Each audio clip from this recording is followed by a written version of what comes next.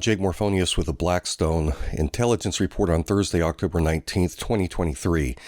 After Israel committed the war crime of cutting off electricity, gas, food, medicine, water supplies, going into the Gaza Strip to try and strangle its civilian population, Israel then dropped thousands of leaflets down on Gaza City, which is the most densely packed part of the Gaza Strip.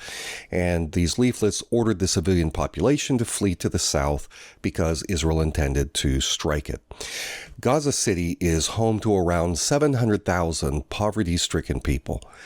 Regardless of how many people even tried to obey Israel's evacuation order, there were going to be tens of thousands, if not hundreds of thousands of people who would stay behind. Some might remain simply out of defiance, some of them because they might believe that staying in place is safer than risking being killed by Israeli airstrikes out on the road. Remember, these people have been through this many times in the past. Some of the people might remain behind because they just don't have anywhere else to go. They wouldn't be able to survive out in the open air without being able to take food and water to survive out there.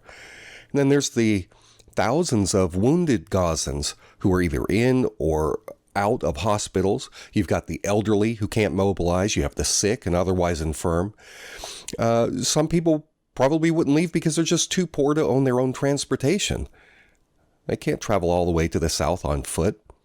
And the children certainly can't drive themselves. Remember, half of Gaza's population is under the age of 18. Think about this. Israel is trying to uproot 1 million children from their homes and send them out into the streets, traveling to unknown destinations in a war zone without any food, without any water, without having shelter along the way. This is absolutely insane. It's evil. The United Nations said that Israel's order would result in an absolute humanitarian catastrophe.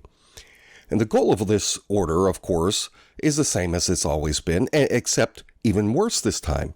The goal is to get some of the civilians out of the way so that Israel can raze Gaza City to the ground, turn it to rubble. That's what they keep saying they're going to do.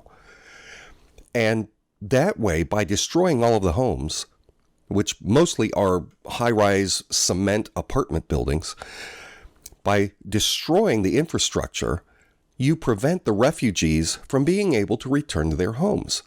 They would remain in the south permanently near the Egyptian border at the Sinai Peninsula, where they're stuck while Israel once again moves in their Jewish settlements and they colonize northern Gaza.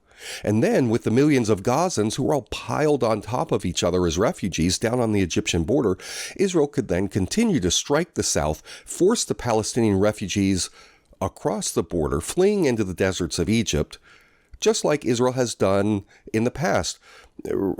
Don't forget that there are millions, right now, there are millions of Palestinian refugees who were forced out previously by Israel, who are stuck in refugee camps across the borders in Lebanon, in Syria, in Jordan. So this is literally a systematic plan of ethnic cleansing. It's on par with the ethnic cleansing that Hitler committed against the Jews in Europe during the Holocaust. So anybody with a brain who is not blinded by rabid pro-Israel bias, of which there is a lot in the media, anybody can see what's happening. Anyone who has any knowledge whatsoever of the history of Israel's actions against the Palestinians knows that this is a campaign of genocide and ethnic cleansing.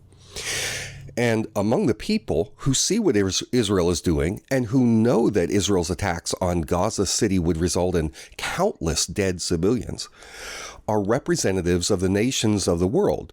These people who convene together at the United Nations to hypothetically try and prevent these kinds of catastrophes from happening. So you've got the members of the UN Security Council. They, since this conflict started a week or two ago, they keep trying to pass resolutions calling for ceasefires.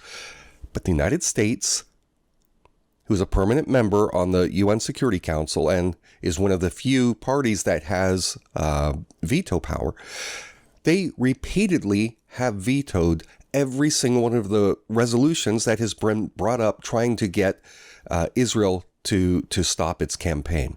Well, a large number of Gazans in the north I said, you know what, let's go ahead and try it. And they tried to evacuate to the south. They mobilized, they got out there on convoys and moved south. But Israel carried out airstrikes on caravans. And I've posted videos of this on my Telegram channel where you can see the aftermath of some of these airstrikes. Bodies littered everywhere. You know, there were flatbeds with dozens of civilians on it. You can see it clearly. There's no way to mistake that these are civilians following the evacuation order. But Israel hit them over and over. So I've put videos of that on my Telegram channel because it's simply too graphic for YouTube or Facebook or Twitter. If you have the stomach for some truly horrifying images, or if you just want to see the content that can't be shown anywhere else, go to my Telegram channel. It's t.me/Blackstone Intel, t.me/Blackstone Intel. But again, I warn you, this is not for many of you. The material there is gruesome. It is heartbreaking. I don't post it to glorify violence. I do it so that people will see the true face of war and why it is so crucial that we all band together and demand this ceasefire. It's so easy when you watch just CNN and the sanitized media of the West, you don't see what's really happening. Everything is on par. It's almost like the Palestinians are going toe-to-toe with Israel. That's not what's happening. It's a one-sided slaughter. It's like shooting fish in a barrel who can't fight back and who can't flee. So my point is, the people in North Gaza were lied to by Israel. They were promised safe passage, but Israel slaughtered them like lambs. That's why so many Gazans are staying in place. That's why so many of them who fled to the south are now returning back to their homes or what's left of them in the north. I watched a video of one journalist who had fled south. She published a video of her and her children as they're driving back to Gaza City. And she says in the video that there's no safe place down in the south to flee to. And she would rather die in her own home with a little bit of dignity with her family there, rather than off somewhere far away and, stuck on the roadside somewhere. Because Israel's going to kill you regardless of where you go. They don't care if you're civilian. In fact, they relish the opportunity to kill civilians. The world sees these atrocities. But so far, all of the peaceful efforts, all of the peaceful means to reprimand Israel or to try and bring their hostilities under control, they've all been blocked by Israel's bodyguard, the United States government. For example, yesterday, Brazil put forward a resolution at the UN Security Council calling for the cancellation of Israel's order for Gazans to evacuate south. You guessed it, the United States vetoed it. The United States government, not the people are those who know what's going on, they're outraged. But the government is beholden to the Zionist state of Israel. And so they will cover, come hell or high water, they will cover and grandstand and do anything it takes to allow Israel to keep doing what it has been doing. And by the way, President Joe Biden disgraced the American people on a global stage with that sleazy photo op hug with a bloody war criminal, Benjamin Netanyahu. Shame on you, Joe Biden. These attacks that are currently taking place, this is nothing new. And Biden knows this. He was a senator when Israel did the same thing back in 2008. I'm sorry, in 2008 he had just been elected vice president. He was also in there in 2014 when Israel did it again in 2014. Mass slaughter of thousands of Palestinian civilians over and over. Many of these people died because Israeli Air Force missiles struck their apartment complexes and caused the buildings to come down. And the death in the rubble, either the immediate death from being crushed or just running out of air or starving or dying of lack of water. Masses of them. And multiple human rights groups, including the United Nations Relief Agency doctors, psychologists, they published reports back in 2008, again in 2014, demonstrating that as much as 80% of that 1 million child population in Gaza suffered from PTSD, post-traumatic stress disorder, due to those Israeli operations against the civilians. Some of those kids have now grown up. They're in their 20s now. But a new generation has also been traumatized because this cycle of violence does not end. In 2021, the Euromed Human Rights Monitor, which I think is based in Switzerland, they published a report that documented 91%, 9 out of 10 children in Gaza were suffering from PTSD because of the then recent Israeli airstrikes on the civilian population. Let me read you an excerpt from that report. Let's see here. During Operation Guardian of the Walls in the Gaza Strip, Israel carried out disproportionate attacks against densely populated residential neighborhoods, with the majority, 75%, being children and women. In addition to the large numbers of deaths and injuries among children and women, Euromed Monitor said that 241 children lost one or both parents as a result of the bombing, and 5,400 children lost their homes. 42,000 children had their homes damaged. And the report goes on, 72,000 children were internally displaced to UN RWA schools or relatives' homes during the Israeli attack, while more than 4,000 children remain displaced today. I visited one of those UN relief schools, UN RWA, in the West Bank a couple of years ago. And one of the UN workers took me up on top of the roof of the school that I visited. This is a school exclusively for middle school age school children. Girls, specifically, girls-only school. Up on the roof, walking around, flat roof, there's these little tear gas canisters all over the place, just scattered all over the place. And I'm picking them up, and I ask him about it, and he explained to me that it was routine for Israeli soldiers to walk by the school when the school is in session and shoot off these tear gas rounds over the roof to try and get them to land down in the central courtyard, which is open. It's kind of a square building with a courtyard in the center where the children gather. I said, why?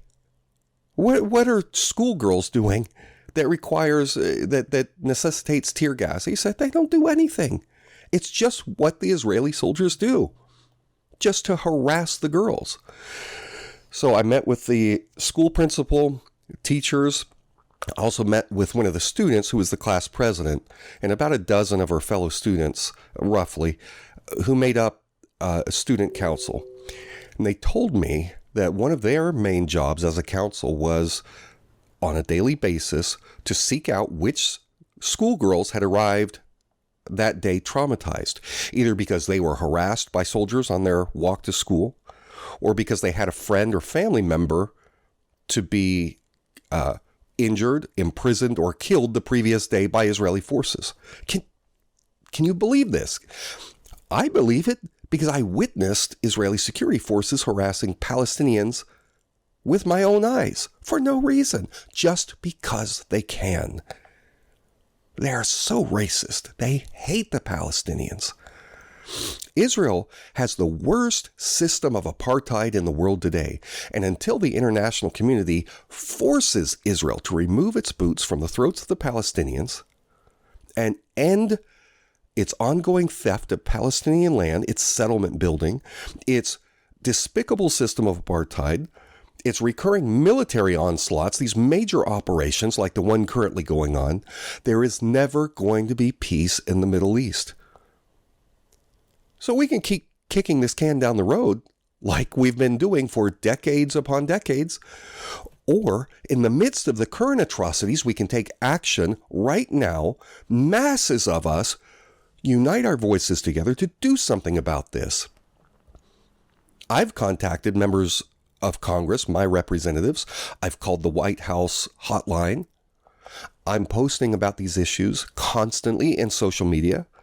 I'm trying to make videos. I'm doing all of the things that I have the power to do. There's a lot of suppression. I need to put more time into this, but the more time I put into this, the more time I have to take away from providing for my family.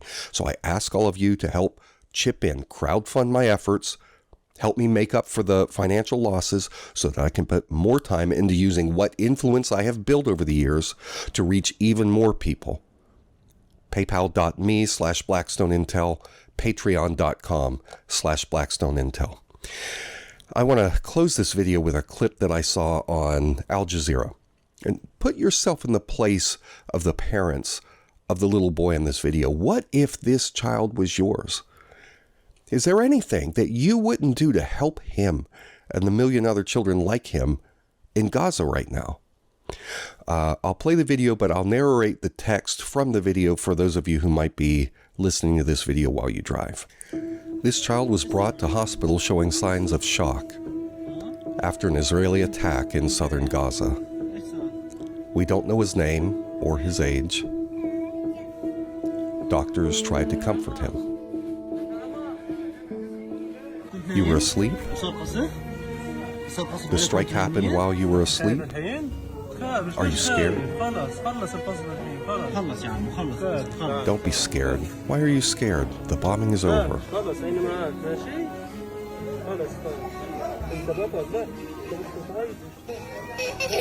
Why are you scared? Do you want your dad? Yeah, I'll bring your dad. Don't be scared. I'm with you. More than 1,500 children have been killed in Israel's bombing of Gaza. Countless others have had their lives changed forever.